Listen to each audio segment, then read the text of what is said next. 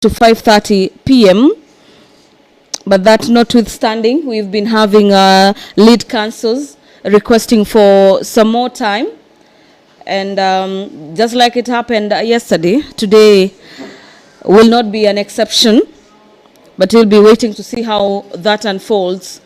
But this being the last part of the hearing and determination, already 2 hours are already underway for the Defense Council to prosecute their matter in defense of Governor Kawira Mwangaza. They have about 2 hours remaining. The Speaker in the morning allocated them 4 hours, just like the prosecution team that was allocated 4 hours yesterday.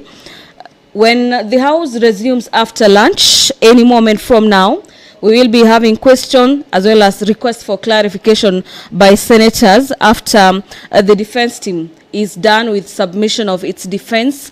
Remember, up to this particular moment, the team... Removal from office by impeachment of Honorable Kawira Mwangaza, the Governor of Meru County.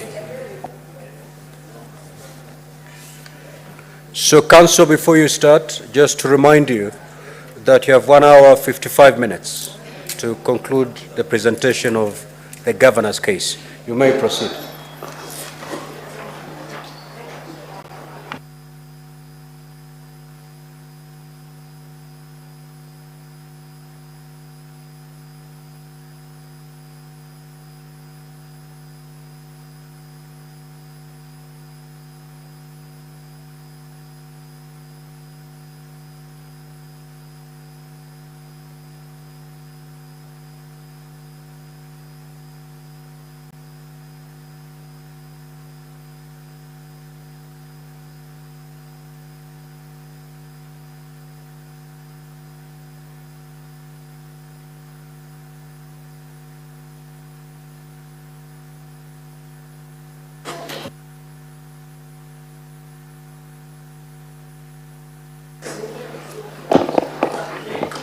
Mr. Speaker, sir, and honorable members,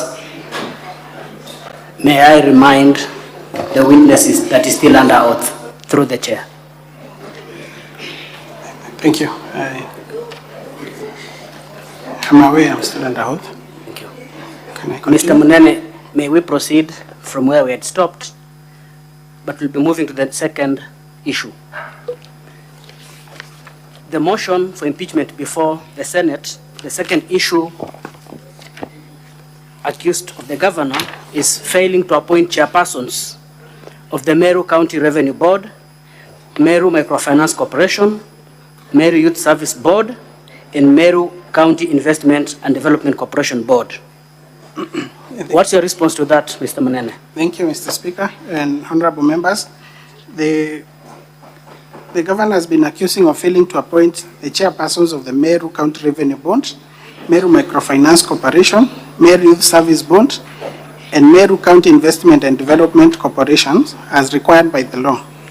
I wish to state that by virtue of the information that has come within me, that's an allegation that is not true. The County Secretary, by a letter dated 18th June 2023, forwarded to the County Assembly the name of Japhet Dumba Idinji as a nominee chairperson of the Meru County Revenue Board. The process of appointment of these chairpersons starts by the governor forwarding the list of nominees to the Assembly for approval. And it is only once the Assembly has approved. Mr. Speaker, sir, I'm sorry for intervention, but I would seek your guidance that the witness directs us to the place where that evidence is for, so that we are able to follow. Most obliged. Thank you. I was getting there, Mr. Speaker. Now get there fast. Thank you. Because as you explained, we need to be on that page. So start with the page containing that document, so that when all the senators are there and other parties are there, you can now proceed to explain yourself. Thank you, Mr. Speaker. It is on page 53 of the Governor's Board of Documents, Volume 1B, page 53.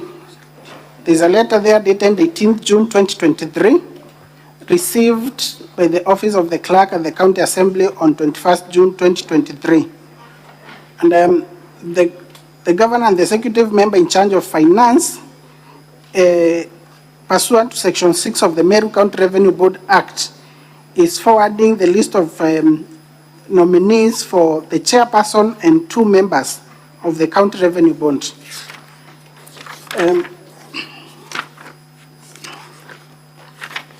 Mr. Speaker and honorable members, page 57 of the same bundle of documents, it's a letter dated 21st June 2023, received in the office of the clerk of the County Assembly of Meru on the same date. It is forwarding the list of the chairperson and 2 members for approval by the County Assembly, forwarding the list, specifically the name of Harriet Karamana Gitonga Kadhata as the chairperson of Meru County Investment and Development Corporation. Mr. Speaker, honorable members, page 58 of the same bundle of documents is a letter dated 21st June 2023, forwarding the list of chairperson and members, nominee members, for approval by the County Assembly pursuant to Section 6 of the Meru County Youth Service Act. That letter has been received on 21st June 2023, and of importance is that the name of Kimathi Mutembei Dennis is the chairperson that is being, the governor is seeking approval so that she can appoint.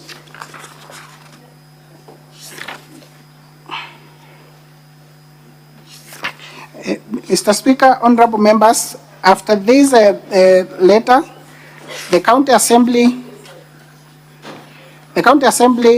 drew a letter dated 21st July 2023. The clerk of the County Assembly wrote to the County Secretary. That is in page 60, volume 1B, a letter that is in page 60, volume 1B, whereby the clerk of the County Assembly is saying that my office is unable to recommend the list for their consideration to be transmitted to the County Assembly for action, largely because they observe that there's some missing information regarding the status of offices, as some of the offices sought to be filled and substantive office holders. And by a similar letter that appears on page 61 of volume 1B, the clerk of the County Assembly is seeking,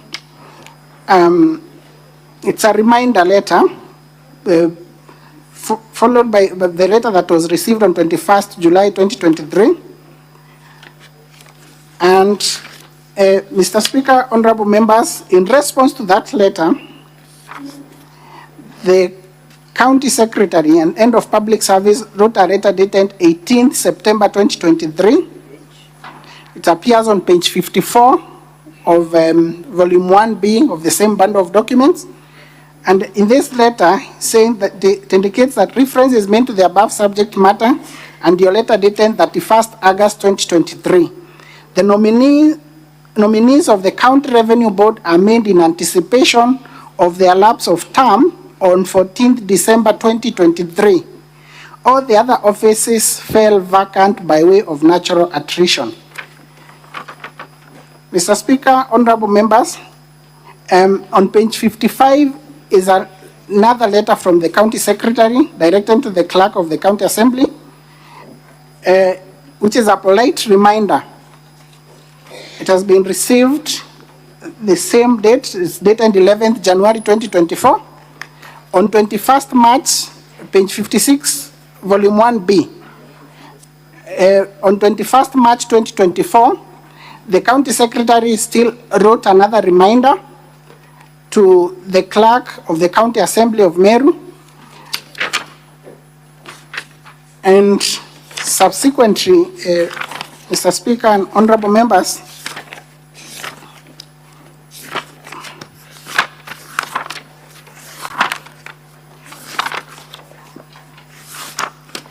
by a letter dated 15th July 2024. It's in the County Assembly's bundle of documents.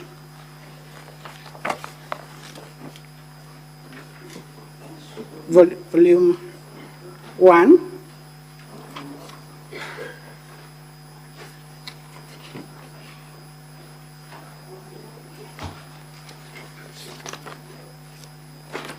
Is it volume 1? This one.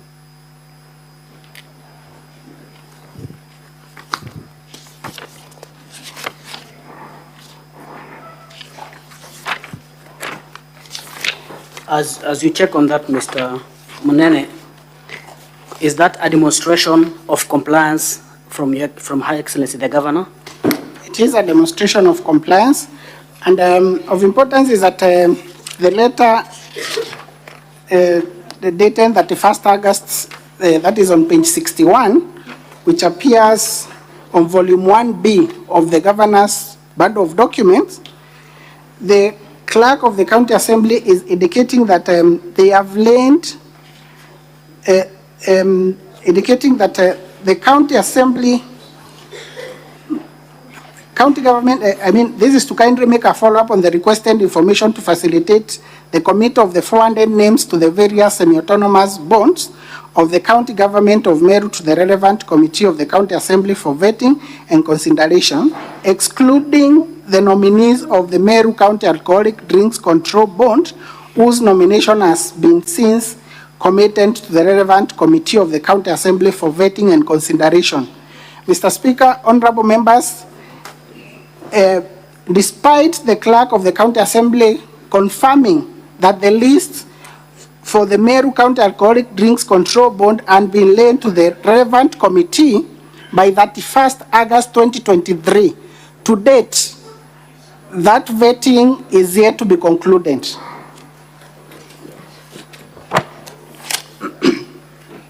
Mr. Speaker, honorable members, volume 2 of the County Assembly documents, page 60, is the letter I was referring to, dated 15th July 2024.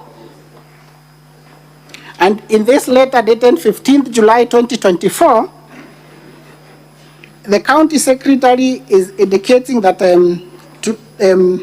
is making a follow-up of those, the position of the nominees, whether they have been approved or not, and indicates that to date, the County Assembly has deliberately failed to approve and or communicate its rejection of the nominees to the County Executive despite constant reminders.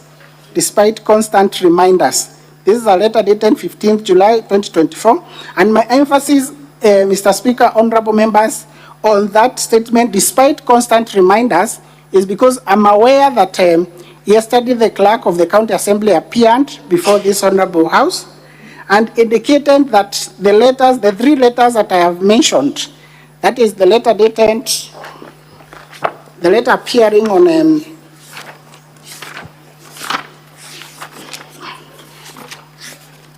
the letter appearing on page 54, 55, and 56 of the Governor's bundle of documents, that they are disputed. Those letters are disputed. The Clerk of the County Assembly indicated they have never received any letter for a reminder. Thank you. I think that point has been exhausted. Let's proceed to the next issue. The next accusation is that the Governor has refused to implement resolutions of the Assembly to dismiss the County Secretary, Dr. Kiambi Tambura, and the Chief of Staff, Mr. Gatobu Nchamba. What's your answer to that, Mr. Munene? Thank you, Mr. Speaker, honorable members.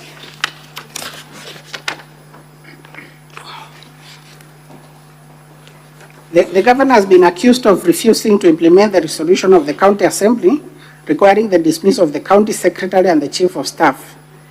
Mr. Speaker, honorable members, I'm aware of the information that, by virtue of the position that I hold, that once a report of the committee of the County Assembly has been discussed, that report has to be tabled. Once a report has been prepared of a petition, the report has to be tabled in the County Assembly, and resolutions pursuant to that report made. Thereafter, the resolutions and the answer for that sitting adopting the report is supposed to be forwarded to the executive or to the governor to implement the resolution. I can confirm that the document that the County Assembly seeks to rely on do not include a resolution. They do not include any answer showing whether the report that for the joint committee was adopted by the Assembly or not. So to that end, there is no resolution to accuse the governor of not implementing. Thank you, Mr. Mnene. Quickly, as a practitioner of law, does the County Assembly have mandate to dismiss a county secretary and chief of staff as officers in the office of the governor? Mr. Speaker, honorable members, I'm not aware of a provision in law that mandates the County Assembly to dismiss the county secretary or the chief of staff. To the best of my knowledge, in reference to a decision of Kilifi High Court being owned by the Kilifi County government, the former county secretary of Kilifi County, the decision of that case indicates that the County Assembly can only move a censure motion against the county secretary. The provision of the law, section 44 of the county government, talks of removal of the governor, the removal of the county secretary by the governor. That the governor may remove the county secretary in pursuant, subject to the terms and conditions of the contract of service. Thank you, Mr. Mnene. The next question will be, the governor has been accused of illegally dismissing Dr. Ntoiti, CEO of County Revenue Board, Paul Mwaki, CEO Liquor Board, Kenneth Kimathi Mbae, Managing Director, Meru Microfinance Corporation, and Josephine Kithure, CEO, MEWAS, in usurpation of the powers of the appointing authorities. What's your answer to that, Mr. Mnene?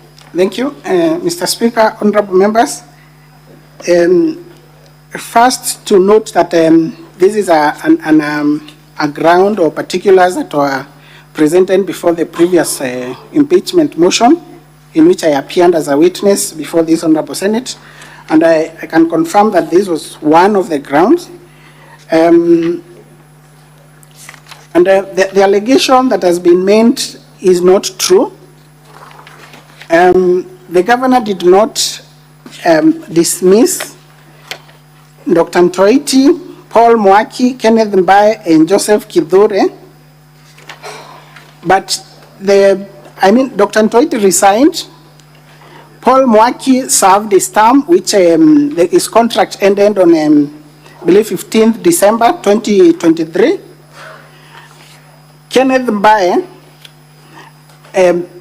Mbae left, actually abandoned. In that matter, the decision that they are seeking to rely on, you realize that Kenneth Mbae did not return back to work after the court quashed the county secretary, the former county secretary's letter sending Kenneth Mbae on compulsory leave. He did not resume his work, so he abandoned work. And Joseph Kithure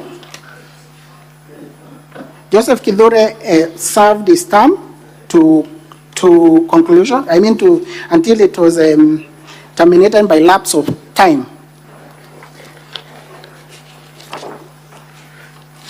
So, and also the allegation that the county government of Meru has been slapped with 4 million in that decision.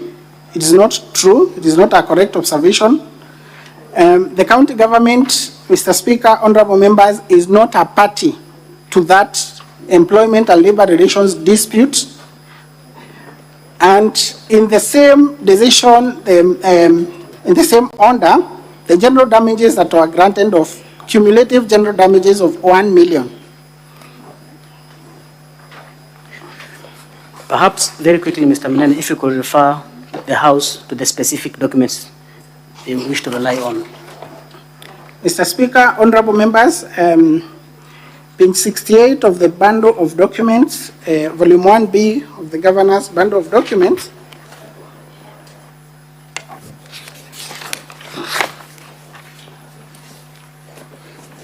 it's a request for confirmation on employment of Dr. John Toiti, made by the county secretary to the Nairobi County Secretary, Nairobi County.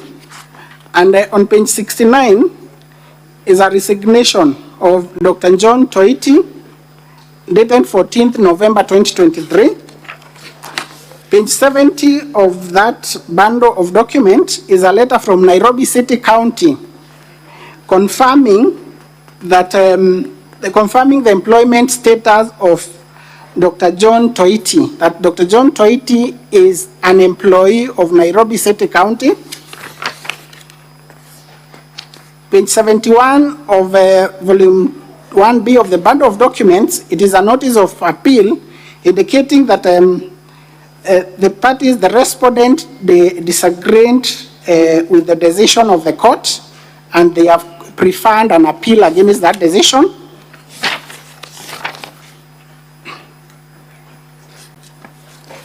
Mr. Munene, I think that is sufficient. I'll move to the final issue. The governor has been accused of having a bloated workforce in his office. What's the response to that, Mr. Munene?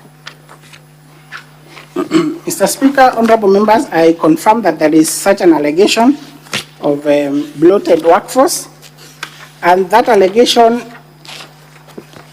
there was a similar allegation in the previous motion in which I also appeared as a witness, whereby the governor is accused of having a bloated workforce. There are documents on the contrary to indicate that the governor has been categorical on the issue of controlling the wage bill in the county. That is by minimizing any hiring or replacements.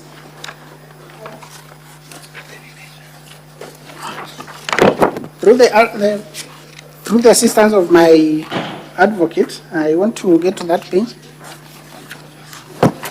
This is employment.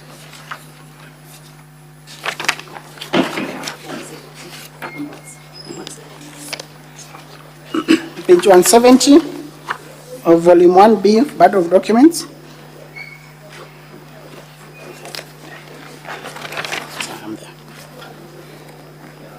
This is a letter from the secretary. It's an internal memo from the secretary, County Public Service Board, to the Chief of Staff. It is dated 17th October 2023. Mr. Speaker, honorable members, it's of importance to note that at 17th October 2023, it is the same week that the second impeachment motion was drafted and debated at the County Assembly. This was an allegation that, the document that they sought to rely on, they relied on those documents then, and they're still the same document that they're relying on. In this letter, dated 5th October 2023, on page 170, the County Public Service Board, the Secretary of the County Public Service Board is communicating to the Chief of Staff that we would like to inform you that we have exhausted the available vacancies in the office of the governor as per the Transition Authority Circular of 6th September 2013. We have concluded on the recruitment process for staff in the governor's office. Attached, please find the list of the officers who have been so far employed in the office of the governor. And Mr. Speaker, honorable members, that list has 29 employees, 19 directly under the governor's office, and 10 under the deputy governor's office. Surprisingly, Mr. Speaker, honorable members, by a letter dated 6th October 2023, that is the following day, the first letter is dated 5th October 2023. The second letter comes on, it's dated 6th October 2023, but delivered on 5th December 2023. That is after the impeachment motion. The first letter is dated, appearing on page 170, is dated 5th October, but was sent to the Chief of Staff on 17th October when it is received. The second letter is dated, appearing on page 175 of the same bundle of documents. It is dated 6th October 2023 and received on 5th December 2023. Page 175, volume 1B of the Governor's bundle of documents. This letter, the bond has appointed Gitobu Tunu Gatweri as an administrative officer to replace Ellen Bahati Matilu, who left service. She will be placed in the Deputy Governor's office. This is therefore to give you authority to load her into the payroll.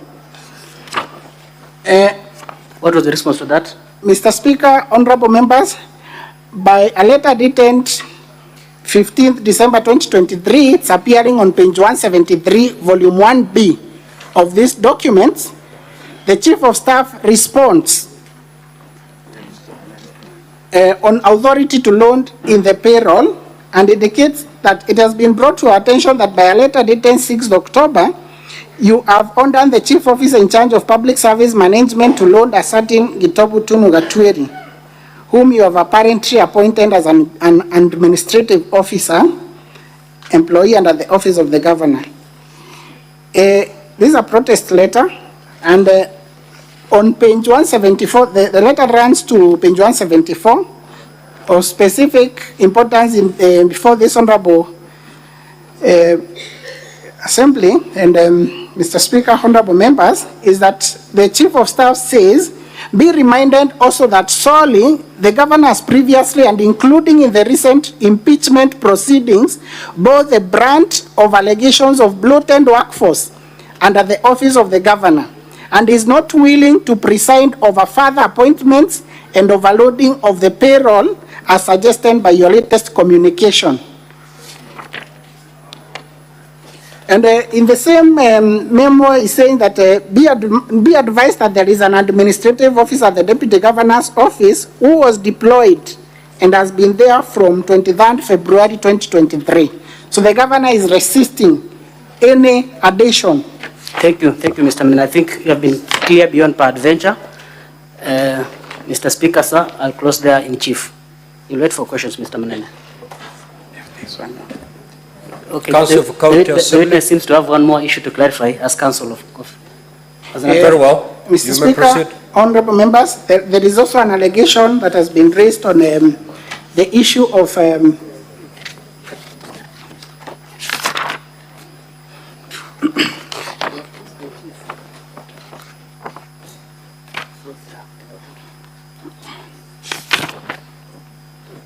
that the Governor has been accused of ABU's office for paying Kiabi Christas Manyara his full salary while still in remand.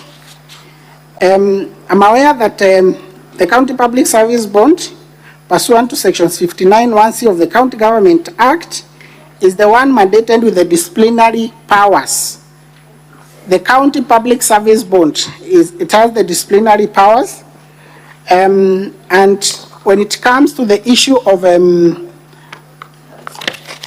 interdiction of an employee, it is the role of the County Public Service Bond to do the interdiction. And on disciplinary powers, at times the County Public Service Bond has delegated its disciplinary powers through some authorized officers. And I'm aware, Mr. Speaker, honorable members, that the Governor is not an authorized officer within the meaning of section 86 of the County Government Act. So it cannot be said that the Governor has failed to interdict an employee under the public service. Thank you. Thank you, Mr. Menene.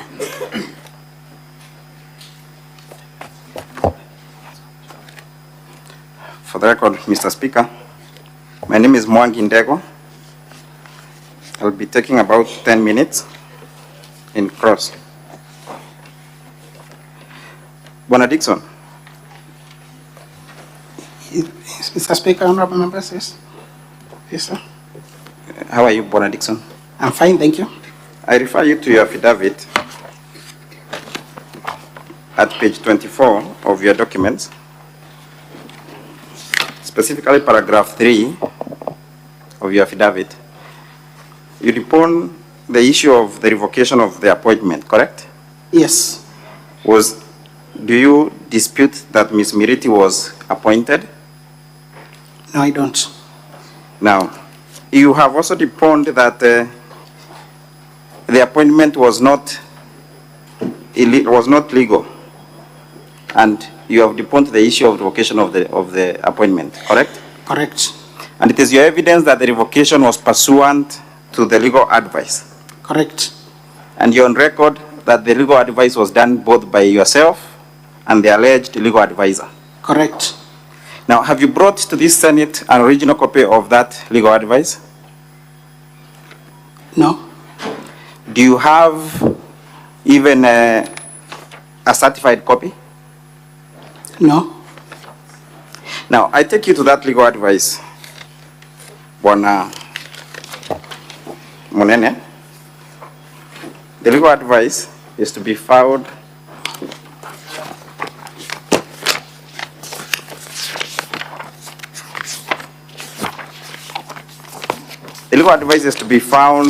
at page 11 of the governor's bundle of documents, Yes. volume 1B, honorable members. Now, in that legal advice, legal opinion, Bwana Munene, page 11 of the governor's response, volume 1B, marked as KM5. That legal advice, Bwana Munene, do we have someone signing off as who is the author of that document? At the last page, page 12. It indicates legal advisor. Do you have it reflecting the name? No, it does not reflect the name. It doesn't reflect the name of either the alleged legal advisor or your own or your own name, does it? It does not.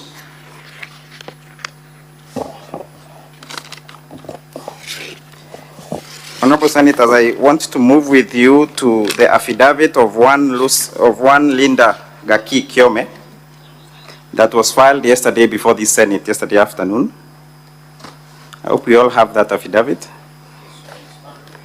It's a standalone affidavit that was filed yesterday afternoon by Linda Gaki Kiome. Now, Mr. Munene, do you have that affidavit? No. And in that affidavit, there is an annexure. I don't have the affidavit. You can supply a copy. Okay.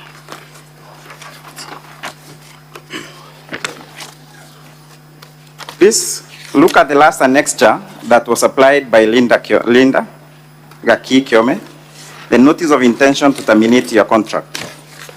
Do you have that copy, Mr. Munene? Yes, I am there. Can you read the second sentence, paragraph that starts with the word, the reason for termination?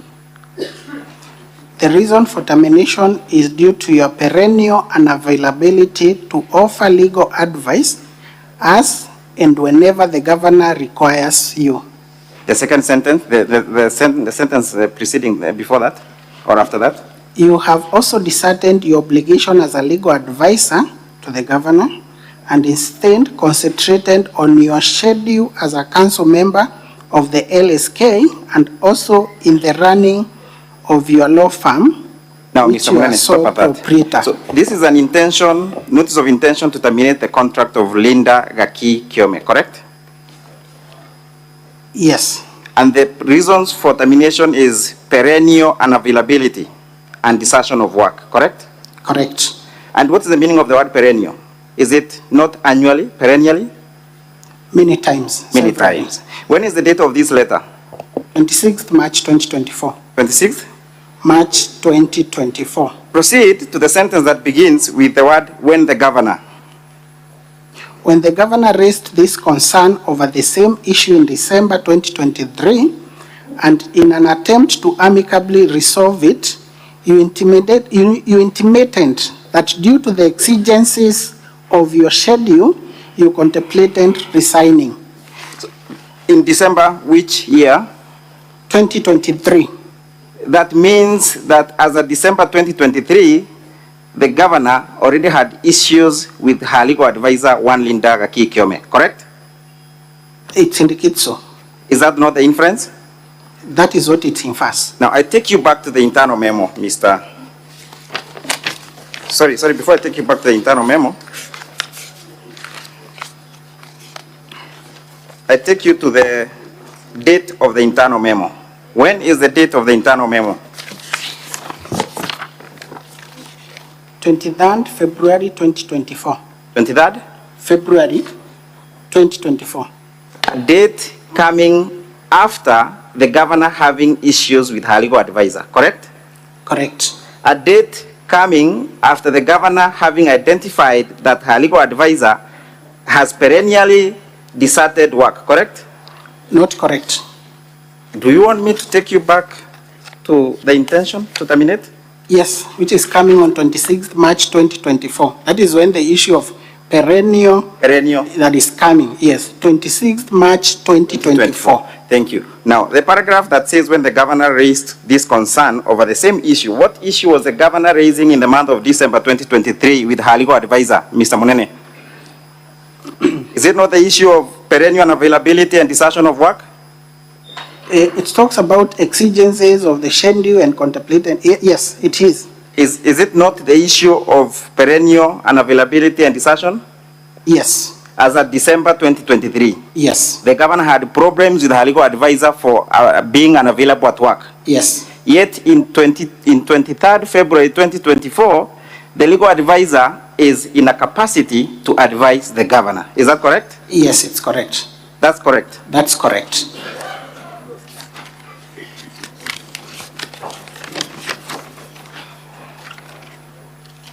Now, if we are to look at the veracity and the legality of that opinion, Mr. Munene, which you have admitted that you did indeed give or issue, and as an advocate, what's the legality of that opinion in light of Section 58.5 of the County Government Act? Can I take you there, kindly? Yes, sure. Section 58.5 is to be found at our volume 3, the County Assembly Bundle, volume 3.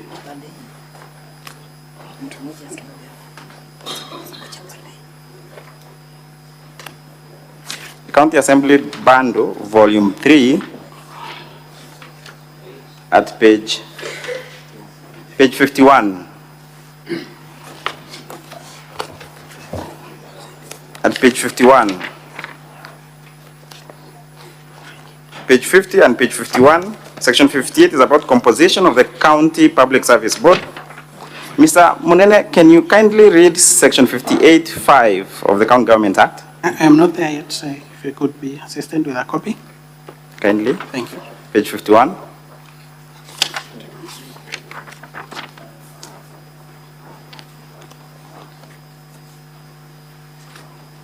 Yes. Can you kindly read?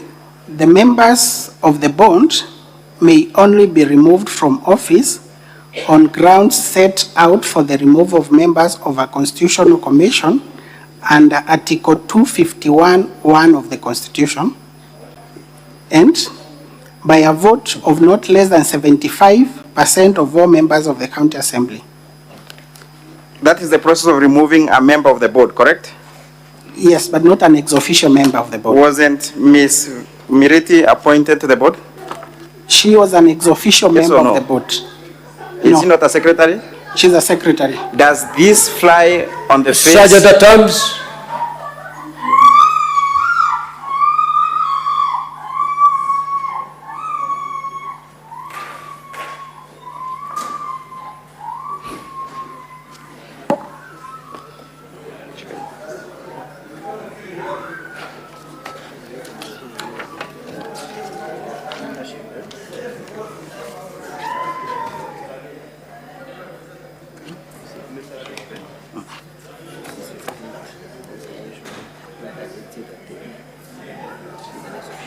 Sergeant at Arms, is everything okay?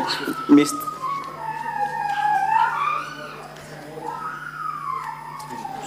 I hope my time was post, Honorable Speaker. Now, Mr. Munene, it's your evidence that the... Just hold on, Council. Sorry, Mr. Speaker.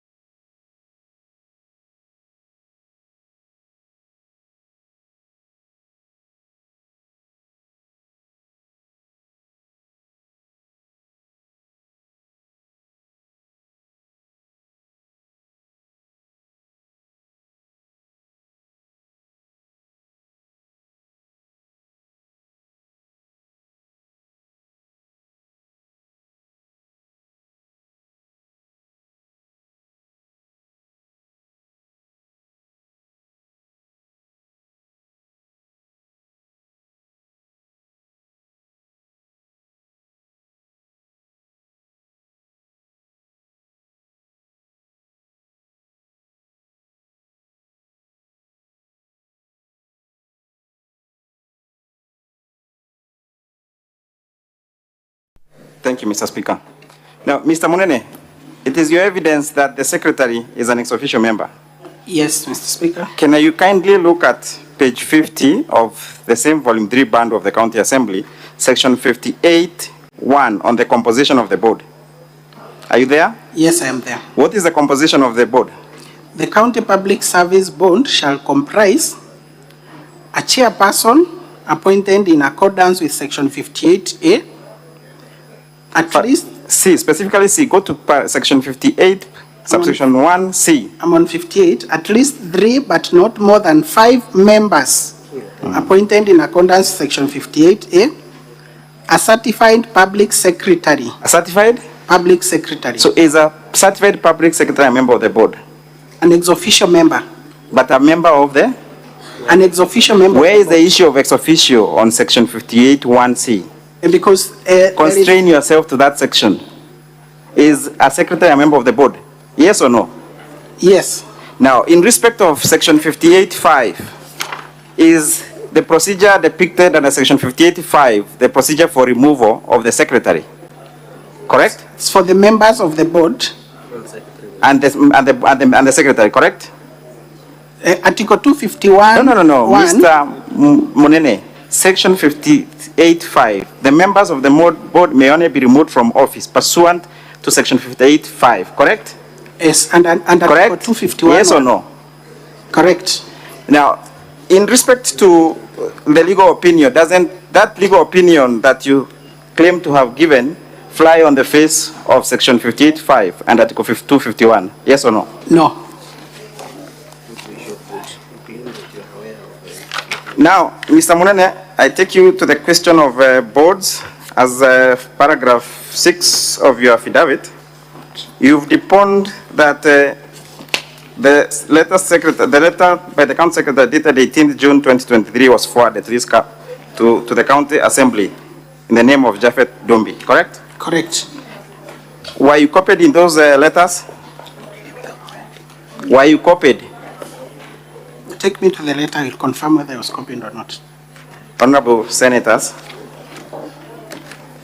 the said letters are to be found at volume 1B of the governor's... Order, Honorable Senators, there is a lot of loud consultations. Kindly, let's hear the witness in silence. Volume 1B, the governor's bundle, is marked as KM 9A at page 53. Yes, I am not copied in that letter. That letter dated 18th June, are you copied? I am not. How did you become aware? By virtue of my position as a county executive committee member. How did you become aware? Were you copied? I am not copied in the letter. How did you become aware with the information? By virtue of my position in the county executive. Who informed you? Yeah. Who informed you? The county secretary. Is he testifying in this Senate today? No. Now, there was a response that you responded to the various requests by the county assembly, particularly the letter by the clerk seeking clarification on the missing information. That letter is to be found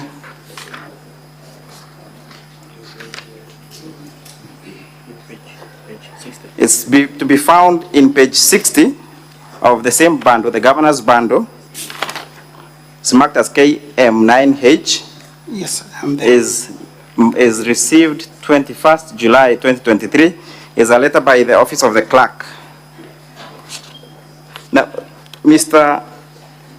Munene, I kindly refer you to the last paragraph of that letter. Yes. Can you kindly read the last paragraph? Yes. Page 60. The Governor's Bundle, Volume 1B.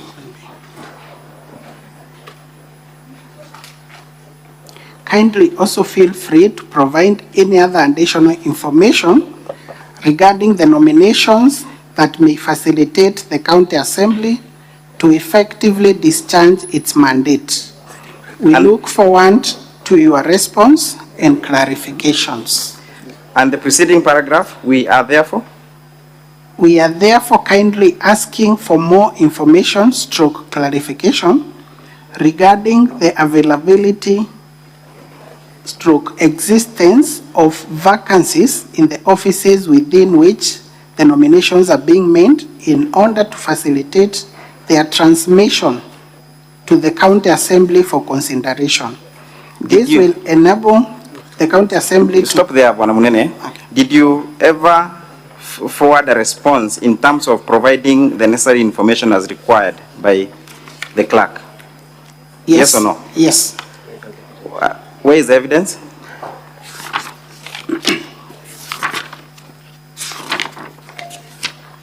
Kindly take us the evidence, quickly.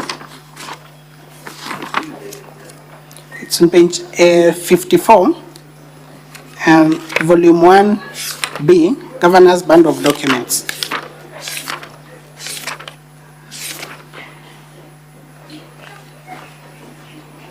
Did you provide the evidence on the further and better particulars as sought in terms of further information? It is talking / clarifications. It is providing a clarification. Now, let me take you to our bundle where were you not appointing members of the board to non-existent positions or positions that have already been filled up? No.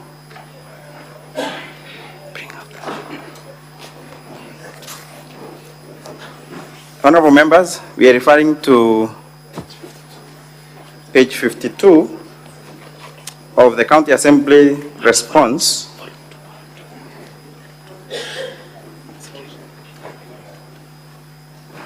Volume 2, Honorable Senators.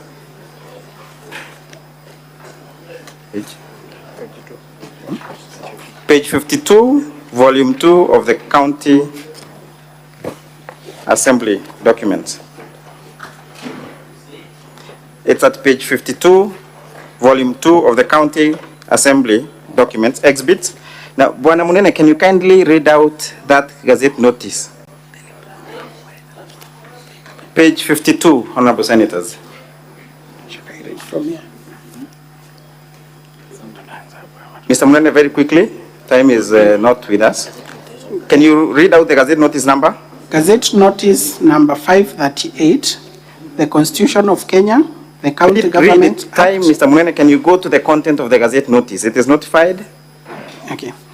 It is notified for public information that the governor of the county government of Meru has extended the period of appointment of the Meru County Revenue Bond contained in Gazette Notice number 5202 of 2017 for a period of 3 years with effect from the 15th December 2020. So is that not an extension of the office bearers then, Yes, it is. as at 15th December 2020, As at 6th December 2020. The Gazette Notice expiring is dated, for a period of, the Gazette Notice is Mr. dated 6th December 2020.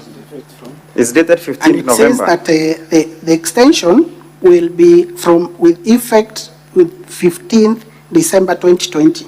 To take place When was the extension to expire? When was it to expire, Mr. Munene? on 14th December 2023. 14th December 20? 23. Now, in your letter dated 18th, September 2023.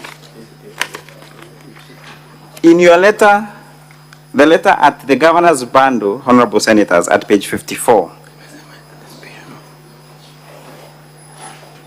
When you read that as against the county, the letter by the county, the office of the clerk at page 60.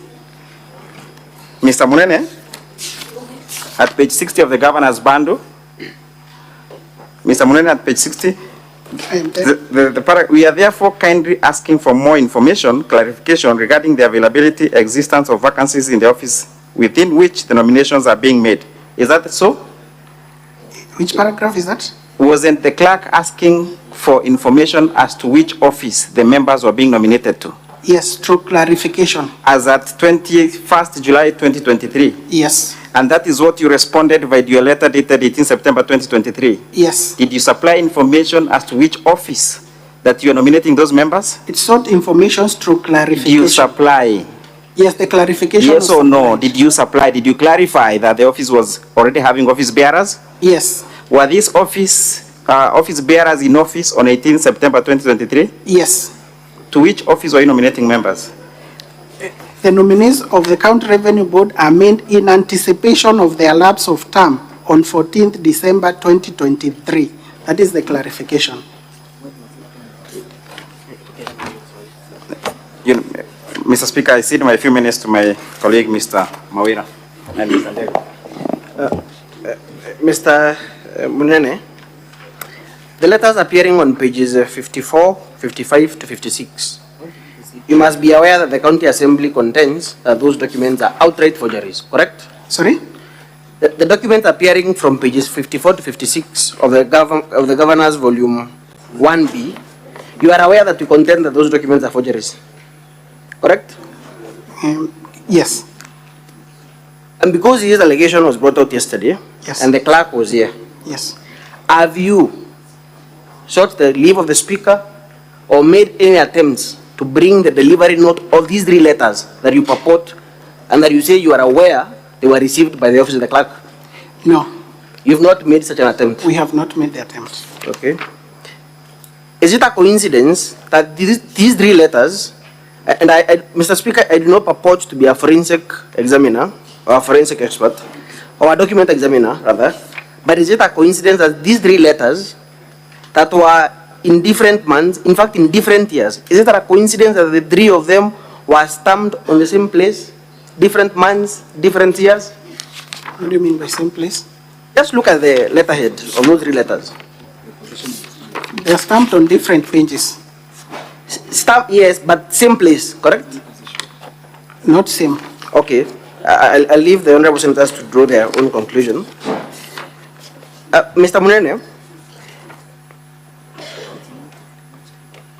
you said that there is a requirement that the County Assembly actually table and adopt a resolution with respect to petitions that are made by members of the public. Is that your position? Sorry? Is there a requirement, or what is your position with regard to, was there a requirement rather, this is the question, was there a requirement that a resolution be passed by the County Assembly for the removal of those officers? there is a chief of staff and the county secretary, pass on to that public petition. Is there a requirement in law? The requirement is that the resolution, the report is tabled to the, back to the county assembly. No, is there a requirement? Because you say that there's a requirement that a resolution be passed by the county assembly. That there is debate and a resolution passed. Is there such a requirement in law? The letter makes reference to resolutions of the assembly, not of the committee, of the assembly. Yes. Let me refer you to that report. That is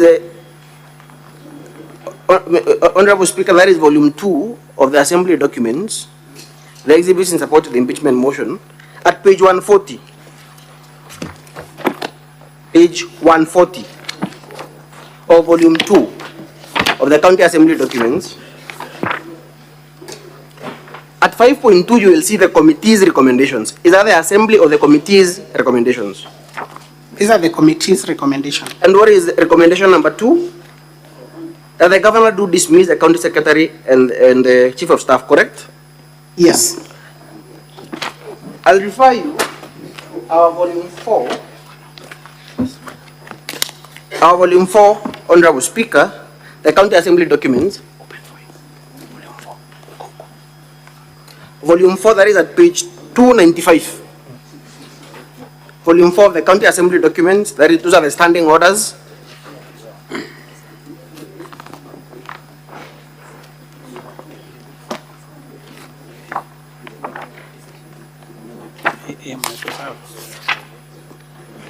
Are you there?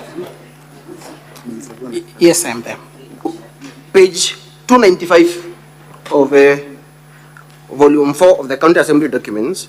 On committee of petitions, I'll read it out and you tell me whether you agree with it.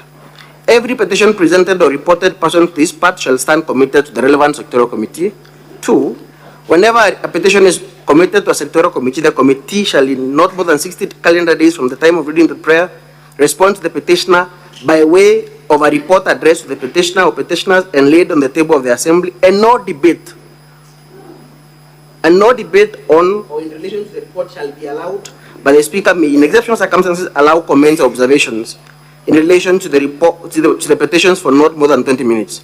So, do you still maintain the position that there needed to be a debate and a resolution passed by the county assembly in light of this standing order on the public petition that was passed by the county assembly of Meru? You did not get me clearly. I think that the resolution that you are making reference to of the assembly. Yes. You said resolutions of the county assembly. Yes. Which are in existence. We do not have in the bundle of your documents resolutions of the county assembly adopting that report, and that is that is your allegation. I'll refer you, Mr. Munene, to page.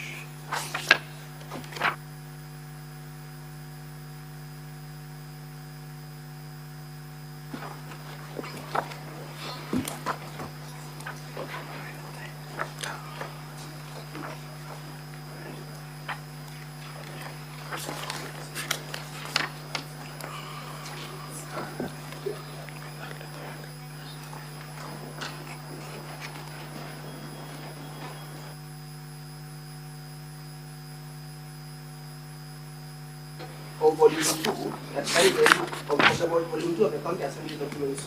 Mr. Speaker, the first paragraph. Kindly read out that first paragraph. Reference is made to the above mentioned subject matter. The second paragraph, I'm sorry, the second paragraph. On Wednesday, 13th December 2023, during the afternoon sitting, the Joint Committee on Labor, Public Service and Social Welfare and the Committee on Justice, Legal Affairs and Cohesion presented and lent their response to petition number 5 of 2023 by way of a report of their findings on the alleged gross violations of the Constitution of Kenya 2010 and other statutory laws by various county executive committee members and chief officers within the county government of Meru to the Assembly. Mr. Munene, what is irregular about this communication by the clerk to the petitioners in view of the fact that that report was laid on the floor? Yeah, the allegation here is on the county secretary and chief of staff. This particular paragraph I have read does not even mention the county secretary or chief of staff. It is talking about county executive committee fair enough. members. It is the heading. It is a response to which petition? Petition number 5 of 2023, correct? Let me read. It is petition number 5 of 2023, correct, Mr. Munene? Mine is not clear. Honorable Speaker, I think the witness is now filibustering. I'll end it at that. I'll leave No, the he number. just said his copy is not clear, and therefore he couldn't read it. Just provide him with a clear copy, we conclude this. Very well.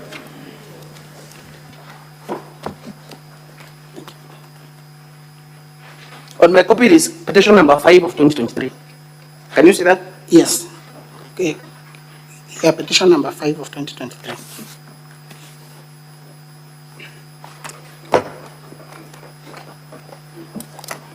Mr. Munene, to the best of your knowledge, is that the petition that was presented by 1611 members of the public? Sorry? To the best of your knowledge, Mr. Munene, is that the petition that was presented by 1611 members of the public with respect to all these officers, chief officers, CECMs, Yes, it is. and the county secretary as well? Unless I confirm. Unless you confirm. Yes. I'll leave it at that, Honorable Speaker.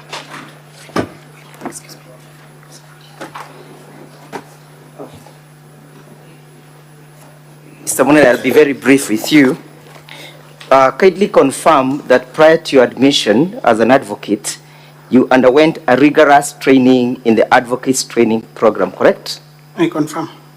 And that during that training, you must have interacted with a topic called legal drafting, correct? Legal drafting? Must have been trained in legal drafting, correct or not correct? Correct. And as such, I refer you to the opinion by the questioned opinion by Advocate Linda. In that drafting, you are taught on how to do legal document, correct or not correct? Correct. For example, you are taught on how to draft a letter, yes? Yes. And any other legal correspondence, correct? Yes. And you are told the characters that must appear on any legal document, yes? Not all. You are taught on the characters that must appear on any legal document, yes or no? Yes. And as such, in any legal document, there must be an identification of the person drafting that document, yes? Yes. Kindly look at that document. I am on it. Does it bear the person drafting it? Yes. Look at where the signature is purportedly embossed or placed. Does it bear the person drafting it? Yes. Legal advisor. No. What is the name of the person who drafted that document? The name is not there, but the title is. That is not there, correct? Yes. That is what you are taught in law school, yes? Yes. Thank you. Let me finally ask you one more question. You communicated to the Senate that you also act as a legal advisor, correct? Sorry? You said that you advised the governor. Yes. In conjunction with Linda on how to deal with that issue of the CEO, correct? Yes. And that you acted as a legal advisor, correct? Yes. What is your job description? What is your job description, Mr. Munene? To advise the governor. What is your constitutional job description? Are you a legal advisor or are you a CEC? I am a CEC. You are a CEC? Yes. Who also doubles up as a legal advisor, correct? That is part of my... I'm asking who also doubles up? Yes. So you have two job descriptions, correct? Part of advice... You have two job descriptions, Mr. Munene? No. Kindly look at the TA, Transitional Authority document appearing on volume 3, volume 2, at page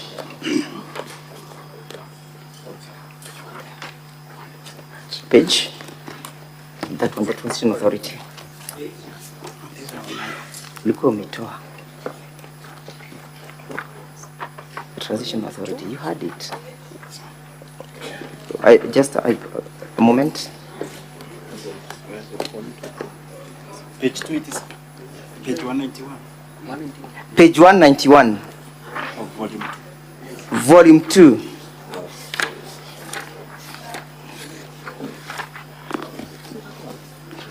Is it that one? See here. Okay, just get it. But before we go to that, as I look for it, Mr. Munene, you are aware? Mr. Munene? Yes. 176. Wachana na katiba. Haiko hapo. It's the act. One. Page 178, Honorable Senators.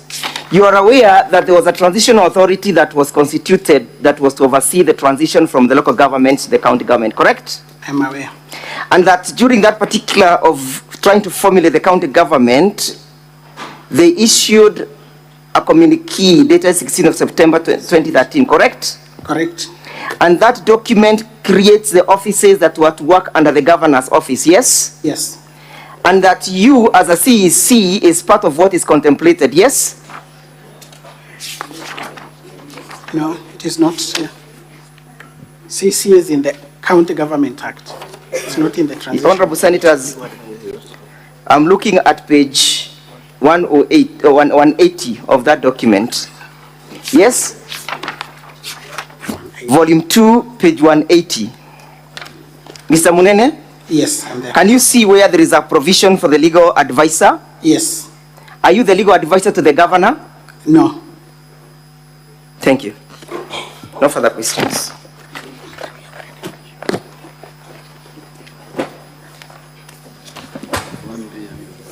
The County Assembly, are you done with your cross-examination? Yes, Honorable Speaker. Okay. The Council for Governor, you may re-examine your witness.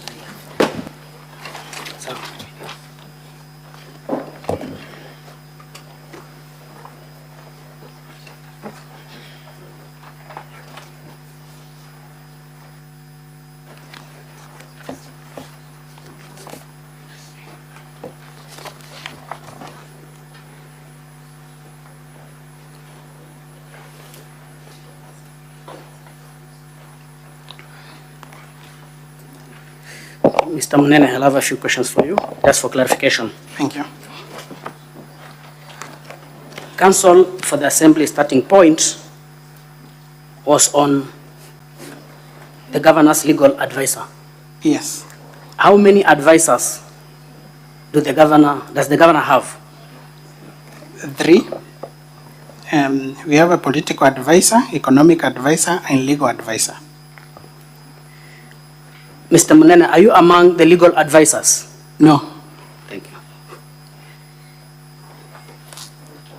You have been shown the legal advisory through an internal memo that was issued by the legal advisor. To you, is that in contention? It is not. As a legal practitioner, was it necessary for the name to be indicated? Not necessary. It's an internal memo. It's actually it's a legal advice, not a legal opinion, as I read it. Thank you. Is there an active matter in court between the said Linda Kiome and the Honorable Governor? There is. Has that matter been determined yet? No, it's still active. Thank you. You are shown an affidavit by Linda Kiome. Do you have that affidavit with you? Yes, I do. When was the notice of intention to terminate issued? It is dated 26th March 2024. Was there a subsisting relationship as of December 2023, as a matter of fact? Yes, there was. Thank you. An insinuation or innuendo was passed that the advisor was unavailable completely. Are you in a position to confirm whether it was sporadic appearance or total shutdown, unavailability? She was not totally unavailable. She was available, but there was perennial absence that was noted. Thank you for that clarification. And the other That will thing be is all. that she was still earning a salary, so she was still an employee of the governor. She earned a salary until the date of the lapse of the notice. She was an employee until 30th April 2024. A legal advisor. Thank you, Mr. Mnene. That will be all for this witness. Honorable Senators, for those who wish to seek for clarification or questions or pose questions to the witness, this is the moment. Senator Muma.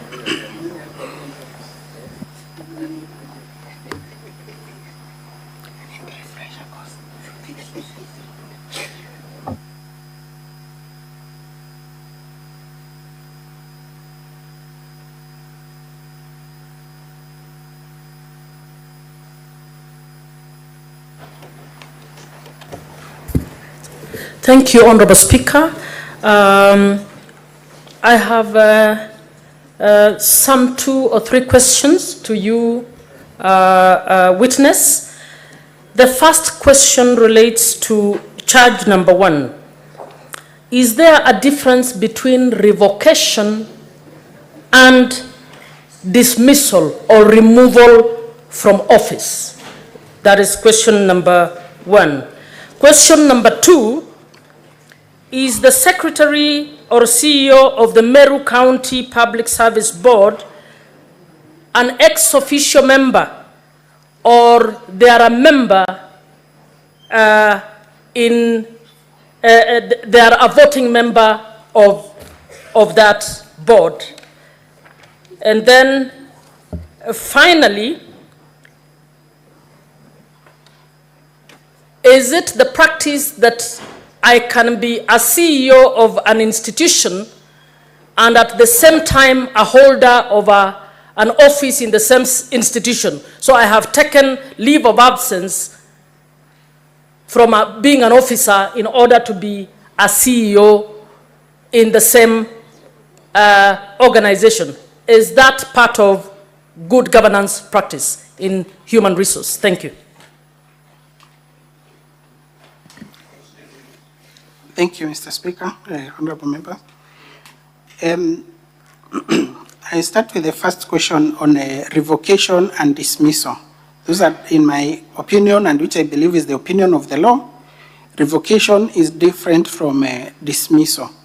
An appointment is made pursuant to certain condition precedents of qualifications.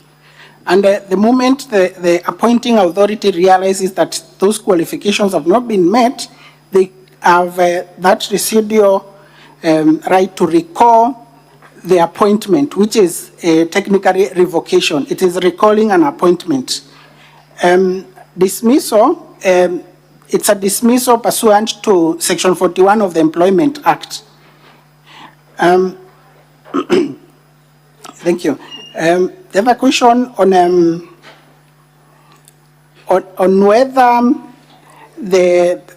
whether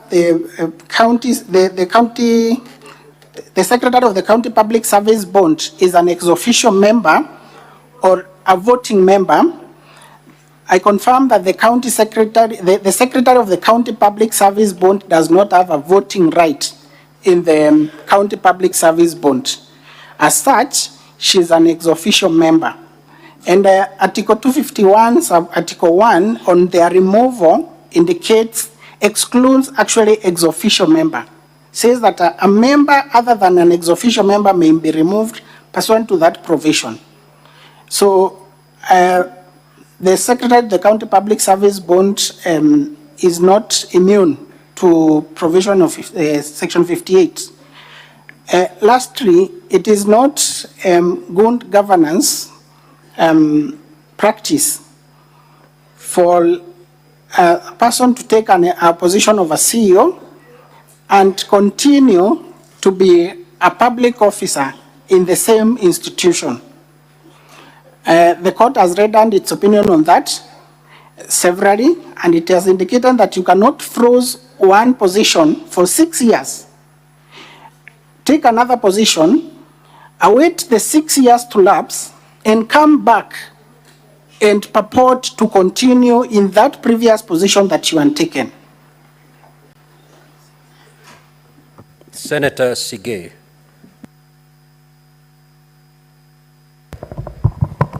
Thank you, Mr. Speaker. Mr. Munene, I derive my question from the two letters that you took us through in bundle 1B, that is the governor's evidence, appearing at page 170 and 175. The first one letter received on dated 5th of October 2023, received on the 12th of October 2023. And the second, which is of interest to me, is appearing at page 175, dated 6th of October 2023, received on 5th of December 2023. In that second memo, there is a gentleman, Gitobu Tunu, who is appointed to replace one Helen Bahati Matilu. Recall in your earlier letter, you indicated that the workforce within the office of the governor and the deputy governor comprised 29 employees. I can't see the name of Helen Bahati Matilu in that list of 29. Could you confirm that indeed that was the position, or the communication referred to a completely different person not within the employee of the deputy governor's personnel? You may proceed to respond, witness. Thank you, Mr. Speaker, honorable members. I confirm that